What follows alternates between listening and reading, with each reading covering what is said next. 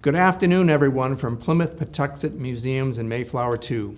My name is Steve Brodeur, and it's an honor to serve as the chairman of the board of this great American history museum. On behalf of our executive director, Ellie Donovan, and everyone here at the museum and Mayflower II, welcome to a Seaworthy Soiree. Thank you for joining us for this unique fundraising event in support of Mayflower II and her educational mission. 400 years ago, the Pilgrims left England to come to America. It was the voyage that made a nation and changed the world. The Mayflower carried not only household goods and tools for farming, but ideas and ideals in the hearts and minds of her now famous passengers: self-government, religious liberty, a more prosperous life for their families, the very foundation of the United States. The winds of change filled Mayflower sails and brought her passengers here to this indigenous homeland on the shores of Patuxet. Since 1957, Mayflower has told the remarkable story of that 1620 journey. It is a powerful story about a pivotal time in our nation's history. After 60 years, it was time for a complete stem-to-stern restoration of this beloved ship. Thanks to the incredible generosity of our donors, including you, we have raised more than $9 million for the restoration. We have $2 million to go to reach our goal, so I'm hoping you or somebody you know will be interested in our offering of a private sail aboard Mayflower to Nantucket or Martha's Vineyard. Mayflower II is a living memorial and a symbol of the ancient bonds of kinship between England and the United States. She has recently been added to the National Register of Historic Places, a distinction that underscores the fact that this is a historic ship in her own right.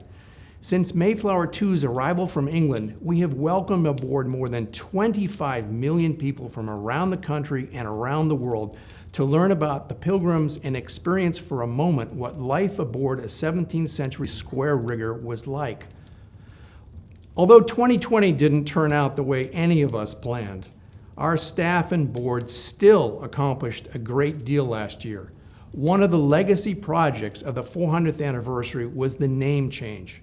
After years of thoughtful discussion internally and with external stakeholders, the Board of Trustees voted to change the name of the museum from Plimoth Plantation to Plimoth Patuxet.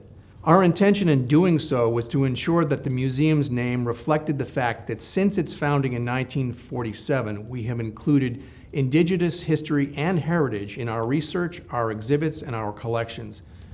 This museum's mission is about both cultures, who met along these historic shores 400 years ago, and the complex and interwoven history that shaped the United States. The winds of change were blowing then and now. It is a theme that we've incorporated into our new logo. The logo represents not only the wind, but also the land, the hills of Plimoth and Patuxet, and not only the land, but the water. Our program today opens with a live action narrative. Then, about 45 minutes from now, at the end of our soiree, you will see the premiere of a new animation of our logo.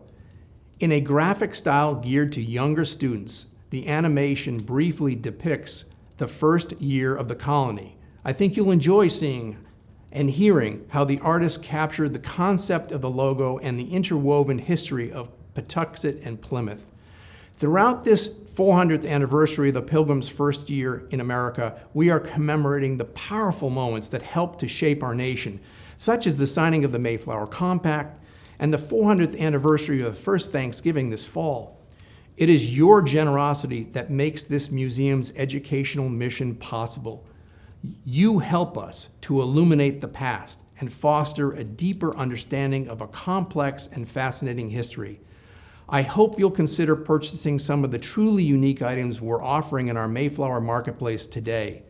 Thank you for helping us reach our fundraising goal. We're thrilled to have you with us on this virtual journey today. From all of us here at the museum in Mayflower, thank you. We are grateful for your generous support.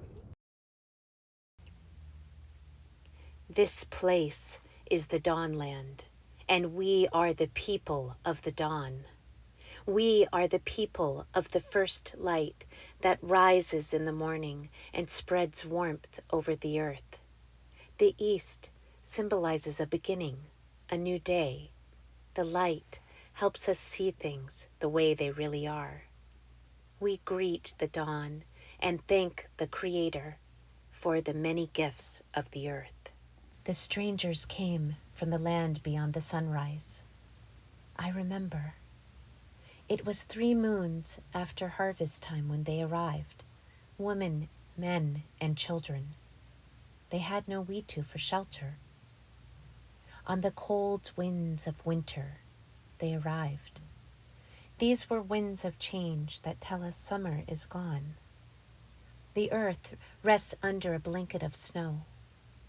Anyone who has faced these winds has learned through hardship, learned patience and endurance. I remember the strangers. They came from the east. They came to stay in Patuxet, the place of waterfalls. They came to plant here. 4 more moons passed before they could plant.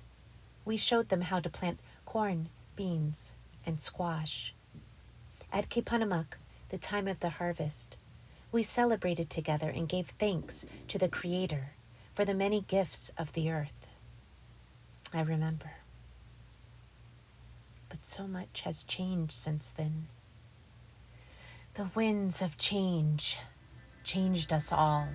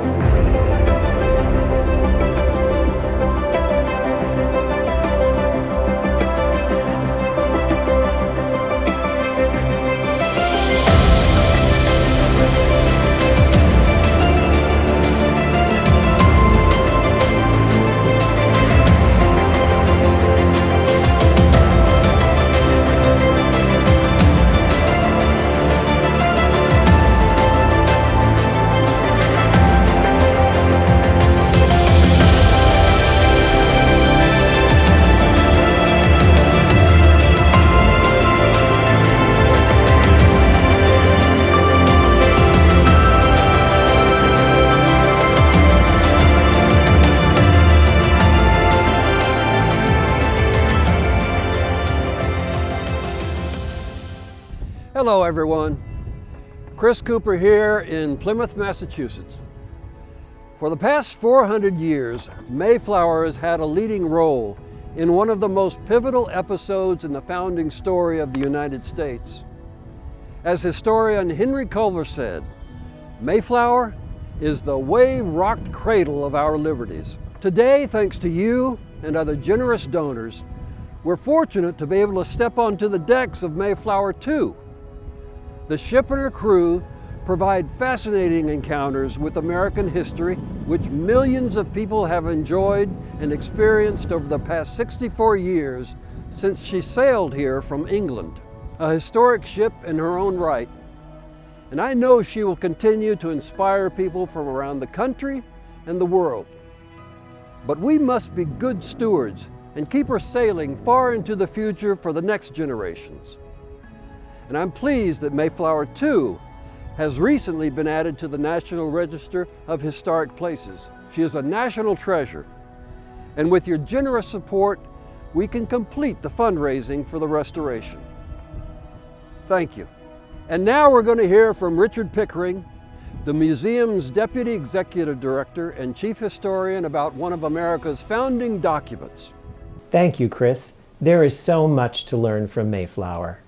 Imagine Mayflower, a solitary pilgrim ship at sea, filled with families risking all for opportunity and freedom.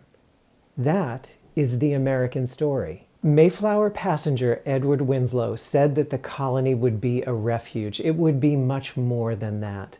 Among the Mayflower passengers, the most influential households shared a vision for state and church built on civil and religious covenants. That vision and the search for freedom of conscience secures Plymouth's place in our nation's imagination. Plymouth would become a place of innovation in self-government, inheritance and property law, and the Court of Freemen would produce the general fundamentals, the first Bill of Rights in the English-speaking world. From 1620 until 1692, constitutionalism worked in Plymouth Colony. It is this story of consensus and community building that must be told. For our nation to move forward, we must look backward. Learning from the civic practices of the founders is very important. Governor Bradford tells us that the Mayflower Compact was created and signed in response to mutinous speeches and carriages from some aboard Mayflower. Families aboard ship, some of them were bound together by a church covenant. They had worshiped together for years. But with Mayflower Compact, all of the households were bound together by a civil covenant. They had become a civil body politic. In the name of God, Amen. We whose names are underwritten, the loyal subjects of our dread sovereign, Lord King James, by the grace of God of Great Britain, France, and Ireland, King, Defender of the Faith, etc. Having undertaken for the glory of God and advancement of the Christian faith and honor of our King and country, a voyage to plant the first colony in the northern parts of Virginia, do by these presents solemnly and mutually, in the presence of God and one of another, covenant and combine ourselves together in a civil body politic, for our better ordering and preservation, and furtherance of the ends aforesaid, and by virtue hereof to enact, constitute, and frame such just and equal laws, ordinances, acts, constitutions, and offices from time to time, as shall be thought most meet and convenient for the general good of the colony, unto which we promise all due submission and obedience. In witness whereof, we have hereunder subscribed our names at Cape Cod, the 11th of November, in the year of the reign of our sovereign Lord King James, of England, France, and Ireland, the 18th, and of Scotland, the 54th, Anno Domini, 1620. Edith Hamilton, the great classicist, wrote of 5th century Athens that the city was white hot with creative energy, and the same can be said of Plymouth Colony. The Mayflower Compact established a government that still influences us today.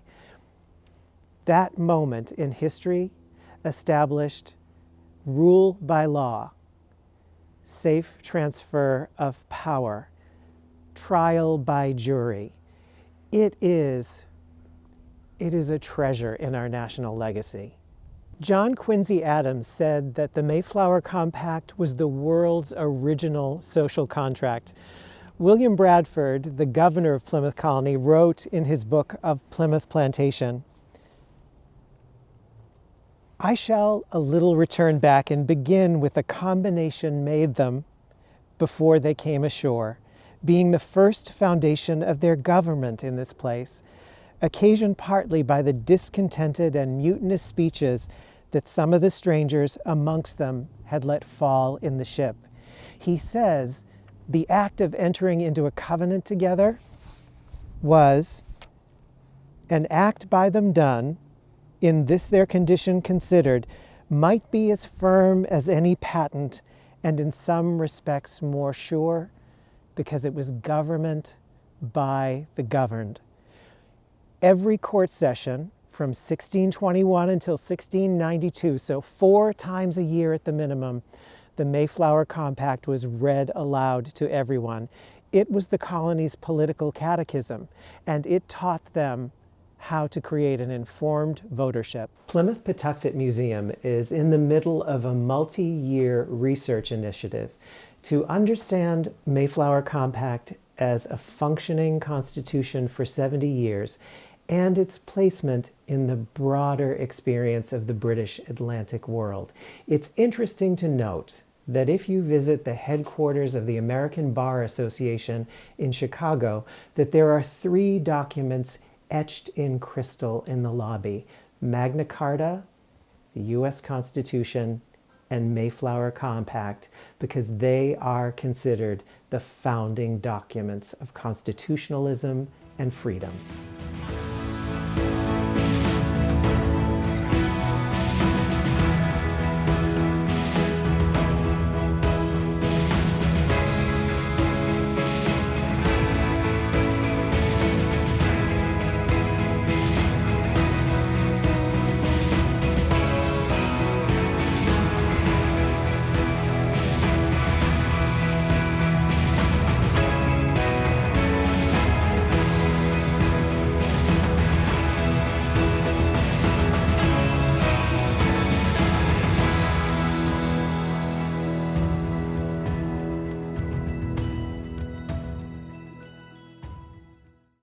When my husband and myself did discuss the trials that we would face, the risks we were taking in making the decision to come here, there were some I anticipated and some I did not. I knew it would be difficult travelling shipboard. I knew it would be hard for my son, Resolved. He had only 5 years at the time, and the voyage upon Mayflower took more than 2 months to keep him entertained, and I was great with child and sorely afflicted with seasickness. Our ship was shroudly shaken during the crossing. We were set by many boisterous storms, and yet a trial I did not anticipate was giving birth shipboard. I had assumed we would already be arrived and have houses built, and yet I was delivered shipboard whilst we were yet lying at anchor out at Cape Cod. There were no midwives amongst us, and so it was just the other women who had some experience from their own births that did assist me. I do remember it was such a comfort to have Mistress Brewster by my side, giving counsel and guidance. She is like unto a mother to me, and in some ways it was like having my mother with me. I've known her since I was a wee lass.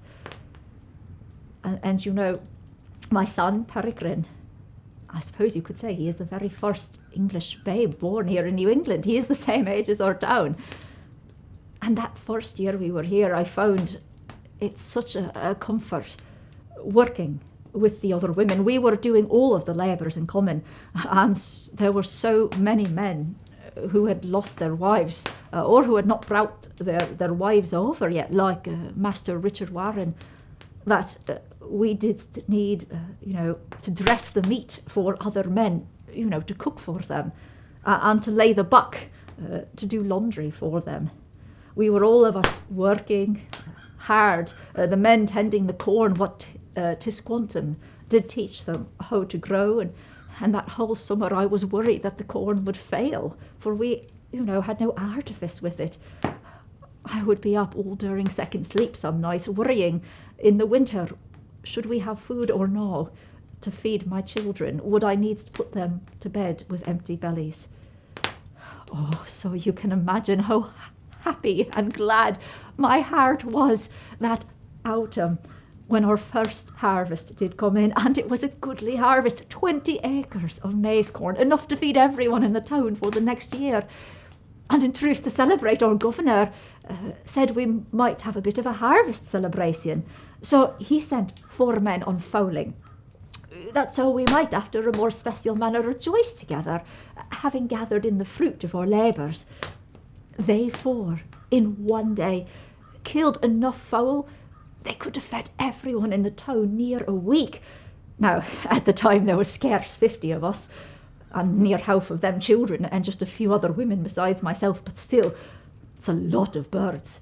And I remember sitting there working with, Elizabeth Tilley and Priscilla Mullins and some of the other women, plucking the birds, garbaging the birds, and in truth it was such a trial figuring out how to prepare them, for I had not the tools of my trade. I had not the spices and ingredients I was used to having back in England. And so we had to sort of make do, but 'twas a goodly feast. And our ally came.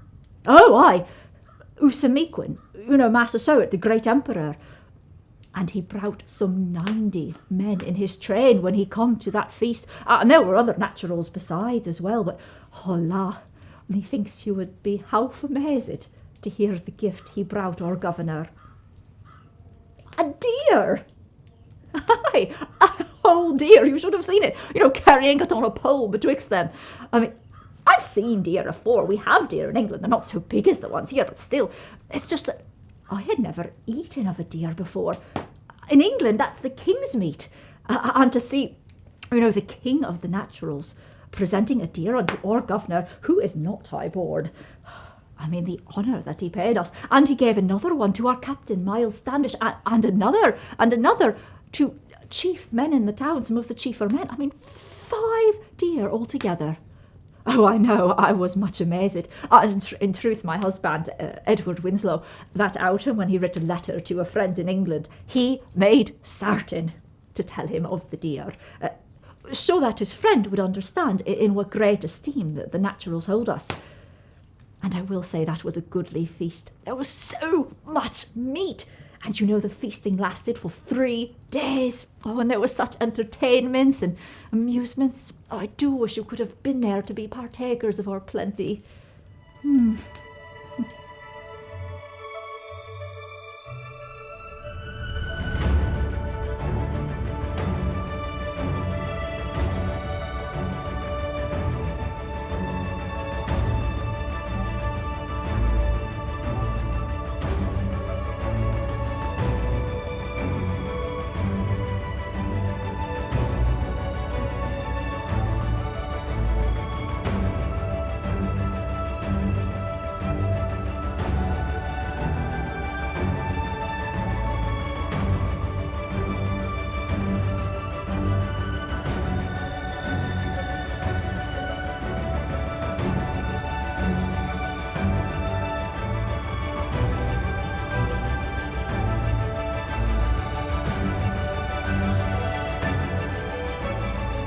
Hi everyone.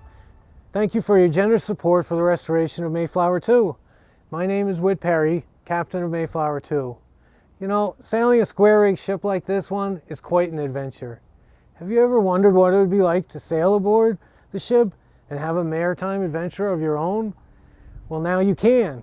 We are offering 2 extraordinary items in the Mayflower market right now. I would like to invite you and up to 20 friends and family or other VIP guests to join my crew and me for a day sail out on Cape Cod Bay, or for a 3-day voyage out to Martha's Vineyard, or Nantucket, or Provincetown, or Boston, your choice. Now, depending on where you choose to go, we will depart either from Plymouth Harbor or New Bedford. While we sail to our destination, your group will learn about life aboard the ship in the 17th century, hear about the Pilgrim's journey from one of our historians, haul some lines with the crew if you're so inclined, or just relax and enjoy the view and the voyage. Once we have reached land in the New World, your group will spend the night ashore in much more comfortable accommodations than the Pilgrims had in 1620. The next day, you will be free to explore ashore and/or kick back on Mayflower, reading a book and swimming. On the third day, we will sail Mayflower once again back to our point of departure. This is really truly a once-in-a-lifetime experience and a unique opportunity to support the ship's restoration and educational mission. Your donation will literally and figuratively put wind in our sails. I hope to see you on board this year. And speaking of our educational mission, our next guest is Sarah Rondeau. Sarah participated in our youth public history camp some years ago. Her story exemplifies the saying we have here at the museum. You can't change history, but it can change you. So over to you, Sarah. Thanks, Captain Perry. My name is Sarah Rondeau. I'm a high school student in Plymouth, Massachusetts, and I love Plimoth Patuxet. I started coming here with my family around Thanksgiving every year. We didn't always live in Plymouth, so we'd drive down here every single year to come and visit this place, this beautiful, amazing place. The village was always my favorite part of the entire experience, and meeting living history educators changed the way that I view history. And I grew to love it every single year. Then when we moved down here about 8 years ago now, I was able to participate in several different camps and theater groups over the summer, and eventually I became the people that I once so admired, the living history educator. Through that experience, I was able to talk to people all around the world about history, what makes America such a unique place, where it all started. And that's what I love about making history come to life. It's the mission of the museum and the mission that I'm passionate about. My roles varied from day to day depending on who I was with and what I was doing and what groups came in. But for the most part, I am someone that portrays the life of whoever I'm given for the year. So either Anna Warren, Lydia Hicks, any young girl around my age from the 1620s. And it's such a beautiful experience because every single interaction is so different. Every single person, every single group. The dynamics are always interesting because everyone reacts to seeing history alive in a very different way. My favorite groups to interact with are the kids, because school kids come in and some of them love it and some of them are bored out of their minds. And my job is to make them experience history in a whole new way so that when they leave Plimoth Patuxet, they've learned something and they're happy about it.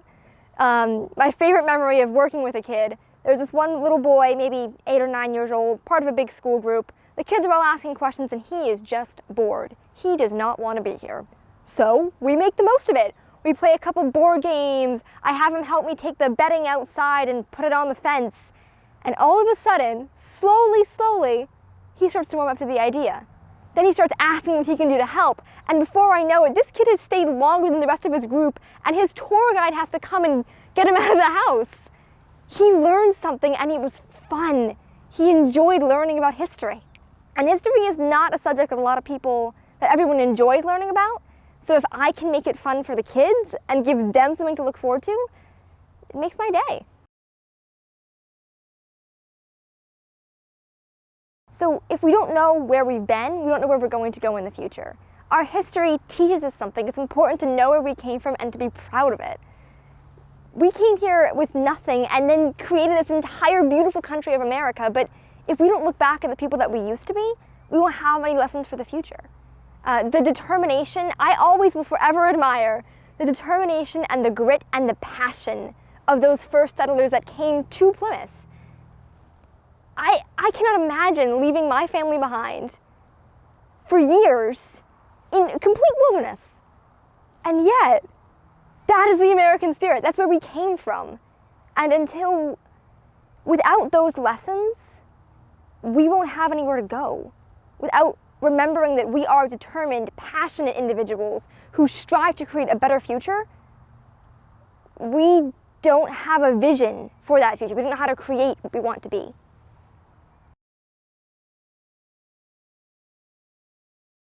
I want to teach. I didn't always want to teach. I wanted to be an actress maybe, or to go and be a writer, and I still love those things. But working here, directly with school children, made me want to teach them something and make it fun. And there's a light in a student's face when they understand a concept. all of a sudden the whole face lights up and they just start going. Fact after fact, they'll touch things in the house and they'll show them to you and they'll go, look, I know what this does now. I know what this is. I know what you did over here. And they just get so excited. And that feeling, that connection that you share with a student when they understand a concept is just, it's magic. There's no other word to describe it, and that's the magic of Plimoth Patuxet. It's the magic of history come alive. And that's the magic that I want to bring into the classroom when I grow older and when I teach. I want to teach because that magic doesn't just belong here. It's very unique to this place. Let's spread it. Let's put it everywhere in the schools. Let's make it a magical experience to learn and bring back the joy of learning that I think a lot of kids have just kind of lost sometimes. Thank you so much for everyone who supports Plimoth Patuxet. And I say this because your time, your dedication, your support has made my journey possible. You let me experience the magic and millions of other children that come in and see the magic happening. You're part of our magic. Thank you for letting us spread it everywhere we go. Thank you for being part of living history.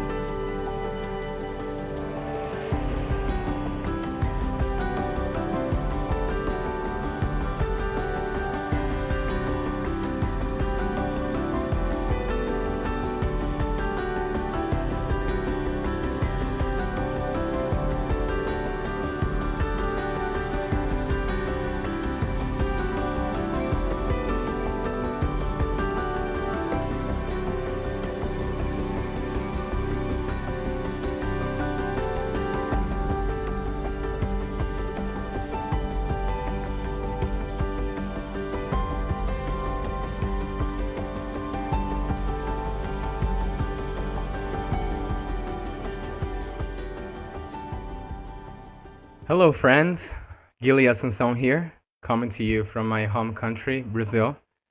I had the honor of performing at Mayflower's launch at Mystic Seaport more than a year ago. It was one of the most exciting and inspiring moments of my life. And now I am excited to continue the journey and to perform this song for Mayflower one more time and for you. Let's do it.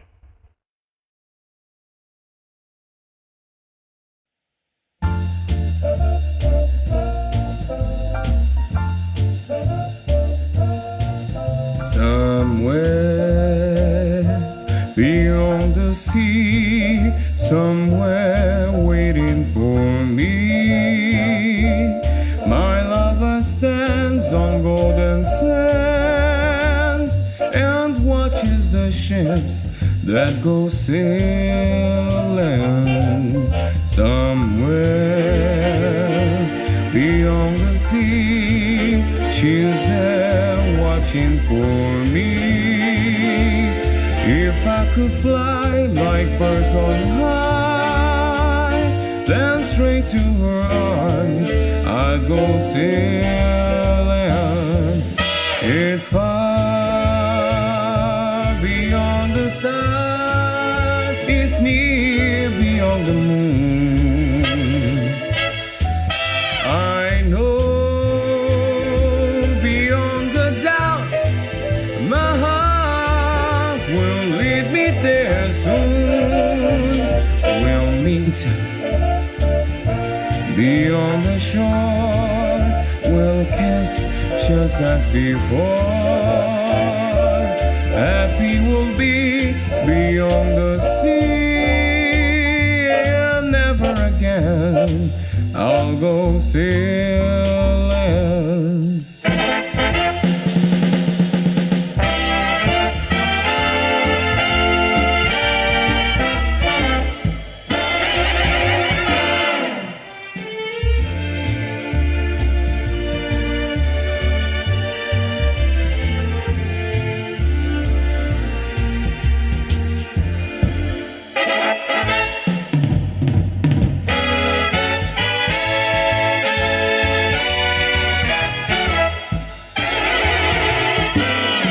I know beyond the doubt, my heart will lead me there soon.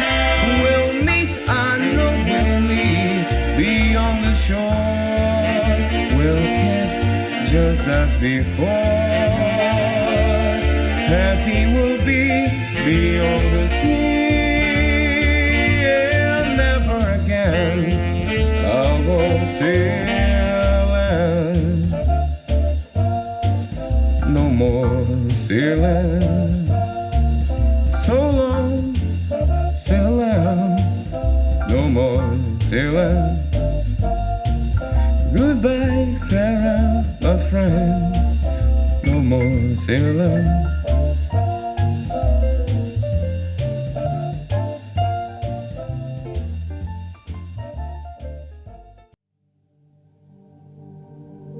Thank you so much.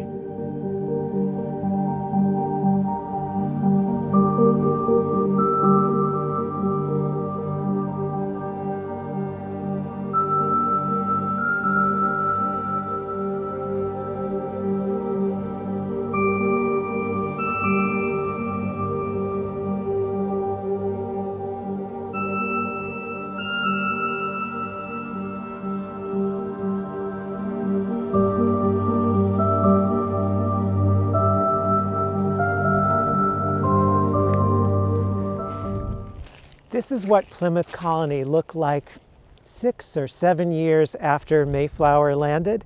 And as we enter and walk down the street together, I'm going to tell you stories, and we'll be able to move from the American Revolution right until recent years. Come with me. In taking a walk down the single street of the 17th century English village, it's possible to tell our nation's story from the American Revolution through today. I'm standing between Edward and Susanna Winslow's house and Captain Miles and Barbara Standish's home. And to think about the American Revolution, Captain Miles Standish, who headed the colony's militia, his granddaughter during the war donned man's clothing and fought for the Patriots. And she was honorably discharged after being injured at West Point. From John Alden and his family came the Adamses. Think of John and Abigail, that she would stay home and mind the farm in Braintree, that she was a witness to the Battle of Bunker Hill while her husband was in Philadelphia, serving at the Continental Congress and becoming one of the 5 on the committee of the Declaration of Independence, that she would take her son with her that evening to witness the fighting and to remind him that American leaders are born during times of difficulty. Let's take a walk further. During the 19th century, Mayflower descendants held together a divided nation. Charles Sumner, a senator from Massachusetts, an advocate for human rights and the liberty of African Americans, was beaten almost to death on the floor of Congress, caned by someone who had broken into the House. It would take him 3 years to recover from those injuries, but he was an advocate for freedom. John Quincy Adams argued before the Supreme Court for the Amistad slaves that they be freed and be able to return home to Sierra Leone. And at the height of the war, it was Mayflower families that were fighting. Ulysses S. Grant closing the war as General McClellan had not been able to do for Abraham Lincoln. Charles Francis Adams being in England, serving as a diplomat to make certain that England stayed on the side of the North. These were men and women who made certain that the Union would stand and that freedoms would flourish.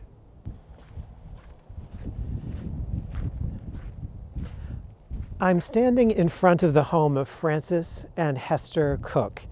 And one of the reasons that I've chosen to be right here as we talk about the 20th century is because this particular family and their descendants, along with the Warrens and Howlands, were central to defending freedoms in the United States and in Great Britain. FDR was a Warren and a Cook and a Howland, as was Winston Churchill. Churchill was a Howland through one of John Howland's brothers. And at the time of the war, Churchill used that family connection to try to keep FDR from declaring neutrality and supporting Britain. But ultimately, with Pearl Harbor, those two kinsmen worked together to protect international freedoms, along with some amazing women that were brought into Mayflower families. Eleanor Roosevelt, who would do much of the traveling around the world and across the country for her husband. She was a Delano that was related to the Cooks. Bull Halsey, the admiral who fought so many naval battles, he was also a Mayflower descendant. So at the time of great crisis, when fascism and Nazism could have arisen, it was Mayflower families that led the battle for freedom.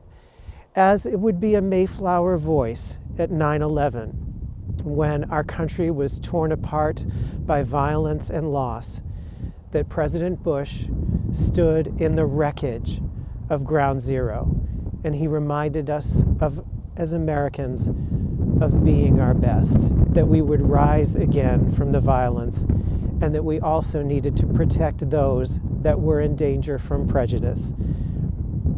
Mayflower voices, they've guided us, they've comforted us, and the Mayflower experience gives us a vision for tomorrow if we'll just listen. I'm standing on an open field that was once owned by Elizabeth Warren. Her husband came aboard Mayflower. She followed with their 5 daughters 3 years later. They had 2 boys, and then Richard Warren passed. She remained a widow for 43 years, and that enabled her to become one of the most successful business people and landowner in the colony's history. She's just the beginning of amazing innovations by Mayflower family women. Hetty Green, a Howland descendant, inherited $10 million in 1865. $10 million in 1865 dollars. And at the time of her death in 1916, she increased it to $100 million and was accounted at one point the wealthiest woman in the country. In matters of business, they were exemplars, also in matters of adventure. Amelia Earhart opened the skies for American women. Frances Perkins, a descendant of Edward Winslow, became the first woman to be Secretary of Labor during the FDR administrations. Again and again, the families have brought innovation. Cokie Roberts, who dearly loved Plimoth Patuxet Museums and was honored with a Lifetime Achievement Award, she's a Brewster descendant, and she spoke of how she broke the glass ceiling in broadcasting for women again and again, pushing important boundaries of freedom. Hi, my name is Nat Philbrick. I'm the author of Mayflower, a story of courage, community, and war that came out back in 2006. Now, I first was introduced to the Mayflower during my daughter's 5th grade trip to what was then called Plymouth Plantation. I live on Nantucket Island, so it involved a voyage just to get to the mainland. We got on the bus and then went to Plymouth. And there on the waterfront was the Mayflower II. And my immediate response was, my gosh, look how small that ship is. And then went aboard with my daughter and became fascinated with the story of the Mayflower and the pilgrims that came to this country back in 1620. And that began the interest that would eventually lead me to writing my book. And from the beginning, I realized that this was a special ship. This is not just a reproduction. This is a ship that actually sailed across, the Mayflower II sailed across the Atlantic more than 50 years ago. But it's also something more than that. It's a metaphor for anyone who has come to America, an immigrant of any kind, someone with a story to tell. And this ship is an emblem, I think, of the diversity of America, of people who are looking for new beginnings and a new way to become what we call Americans.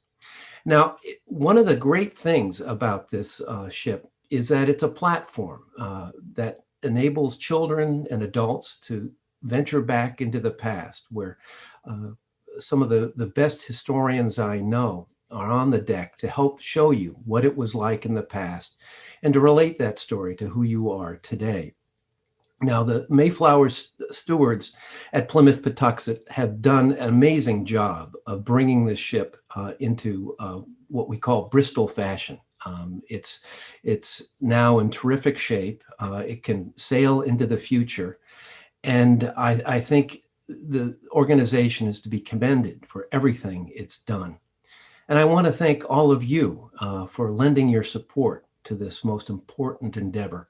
Because without the Mayflower II, I really feel as if this country would have a huge loss when it comes to remembering the history that made us who we are. Thank you very much.